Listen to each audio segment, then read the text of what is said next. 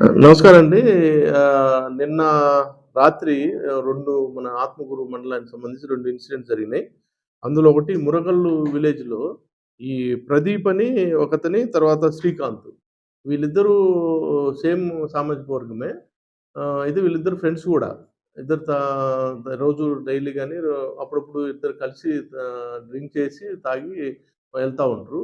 ఆ ప్రాసెస్‌లో నిన్న డ్రింక్ చేసి కొద్దిగా ఇద్దరు వాదన జరిగింది. దానికి వాదన కారణం ఏదంటే ఇతని ప్రదీప్ అంటే అతని శ్రీకాంత్‌కు డబ్బులు రూ. 57,000 ఇవ్వాలి పాత బాకీ ఉంది. దాని గురించి తాగినప్పుడు ఆ బాకీ ఎప్పుడు ఇస్తావు అన్న దాని మీద ఒక ఇష్యూ అని అది అసలు రియల్‌గా జరిగిందది. దాని మీద తగాదపడి ఇటు ఒక రాయితో కొట్టడం వల్ల చిన్న మైనర్ ఇంజ్యూరీ అయింది. దాని మీద కేస్ కూడా కట్టడం జరిగింది. అతని మీద శ్రీకాంత్ మీద యాక్షన్ తీసుకుంటాం. కాబట్టి దీంట్లో పొలిటికల్ పార్టీ కలరింగ్ గూడా ఇస్తున్నారు. అది వాస్తవం గాదు. వీళ్ళిద్దరూ బాకీ విషయంలో చిన్న తాగి తగాదా పడినదే. ఇతని ప్రదీప్ అంటే అతని వైసీపీకి సంబంధించిన కార్యకర్త అని, అతను శ్రీకాంత్ టీడీపీకి సంబంధించిన అనేది చెప్తా ఉన్నారు. అది వాస్తవంగా జరిగిందైతే ఇది. కాబట్టి అది వాళ్ళు సింపథైజర్స్ అవుతే అవ్వచ్చు గానీ, పొలిటికల్ ఇష్యూ మాత్రం దీంట్లో ఏమి లేదు. అదొకటి.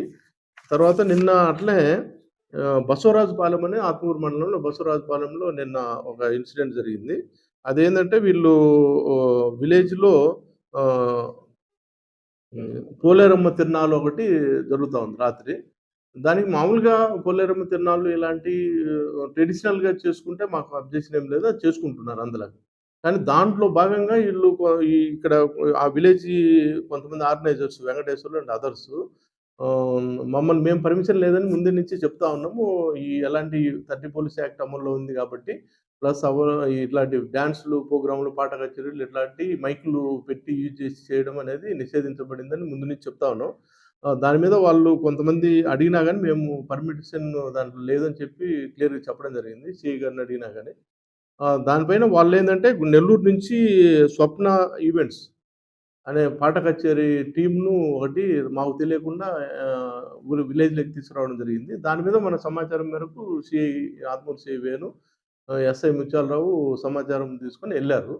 ఎళ్ళిన తర్వాత అక్కడ వాళ్ళు ఆ స్వప్న ఈవెంట్స్ వాళ్ళు ఉన్నారు.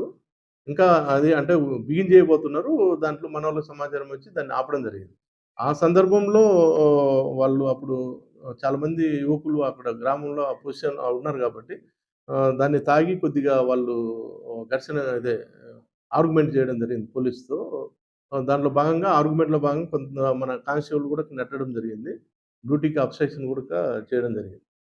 దాని మీద క్రిమినల్ కేసులు గూడక మనం కేసు కడతా ఉన్నాం. 143, 294 353 అంటే మన పోలీసు విధులకు ఆటంకం కలిగించినందుకు దాని మీద 30 పోలీస్ యాక్ట్ అమలు ఉంది. 30 పోలీస్ యాక్ట్ కింద గూడా కేసు రిజిస్టర్ చేసి ఈ ఈవెంట్స్ వాళ్ళ మీద స్వప్న ఈవెంట్స్ నెల్లూరు వాళ్ళ మీద ప్లస్ అది ఆళ్ళని వినియోగించిన తెచ్చి ఎంగేజ్ చేసిన ఆ విలేజెస్ ఎవరైతే ఉన్నారో వాళ్ళ మీద ప్లస్ పోలీసులు విధులకు ఆటంకం కలిగించిన అందరి మీద తగు సెక్షన్‌ల కింద నమోదు చేయడం జరిగింది కేసు. ఇన్వెస్టిగేషన్ చేసి దాని మీద వాళ్ళ మీద చర్యలు తీసుకోబడతాయి. అంటే ఇప్పుడు అదే మనము వెంకటేశ్వర్లు అంటే అతను మెయిన్ ఆర్గనైజ్ చేసిందాన్ని. ఆళ్ళ మీద స్వప్న ఈవెంట్స్ మీద ముందు బేసికల్‌గా మేము చూసిన వీడియోలో అయన్నీ చూసిన తర్వాత ఎంతమంది బాధ్యులనేది ఇంకా మేము నిర్ణయించడం జరుగుతుంది. ఇన్వెస్టిగేషన్‌లో కోర్స్ ఆఫ్ ఇన్వెస్టిగేషన్‌లో ఎవరైతే బాధ్యులో వాళ్ళందరి మీద కేసులు నమోదు చేస్తాం. ఎటువంటి అనుమతులు ఇట్లాంటి అనుమతులు లేకుండా మేము ముందు నుంచి చెప్తా ఉన్నాం.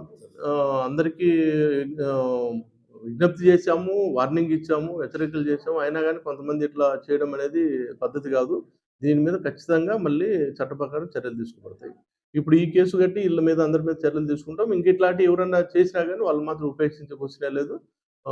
ఎట్టి పరిస్థితిలో ఈసీఐ ఎలక్షన్ కమిషన్ వారు ఇచ్చిన గైడ్‌లైన్స్ ప్రకారం ఇప్పుడుండే ఎన్ఫోర్స్‌మెంట్ ఏదైతే ప్రొహిబిటరీ ఆర్డర్స్ నిషేధాజ్ఞలున్నాయో అవి ఎవరు వయలేట్ చేసినా గాని మేము ఖచ్చితంగా వాళ్ళ మీద చర్యలు తీసుకుంటాం. Thank you.